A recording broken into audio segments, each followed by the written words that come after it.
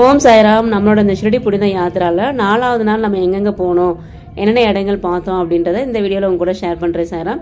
4வது நாள் காலையிலே பாபாவோட காக்கட ஆரத்தி முடிஞ்ச உடனே பாபாவோட தீர்த்தம், பாபாவோட வெண்ணெய் பிரசாதம், பாபாவோட கேசரி பிரசாதம் எல்லாமே வாங்கிட்டு நம்ம எல்லாருமே சேர்ந்து சத்யநாராயண பூஜை பண்ணோம்.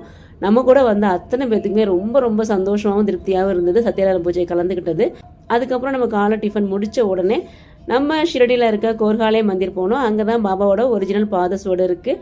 அப்படியே பாபா போன இடங்களான ரூயி, ரகத்தா, நீம்கான் இது எல்லா இடங்களுக்குமே தரிசனம் பண்ணோம்.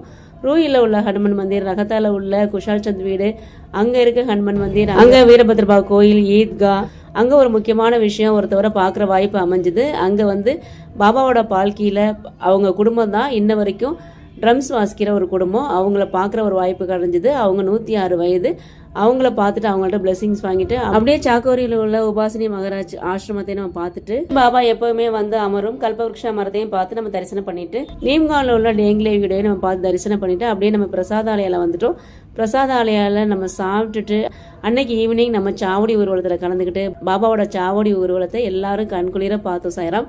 ரொம்ப ரொம்ப அற்புதமாக இந்த யாத்திரை நடந்தது. பாபாவோட பிறந்த இடம் சொல்லப்படுற பாத்ரியில் ஆரம்பித்து அவரோட குருவை தரிசனம் பண்ணிட்டு அப்படியே நம்ம பாபா 2வது முறையாக வந்த மாமரத்துலேருந்து ஷிரடி வரைக்கும் ஷிரடியில் உள்ள அத்தனை இடங்களையும் இந்த யாத்திரை நம்ம கவர் பண்ணிட்டோம் சாய்ராம். எல்லாருமே ரொம்ப ரொம்ப சந்தோஷமாக திருப்தியாக ஃபீல் பண்ணாங்க.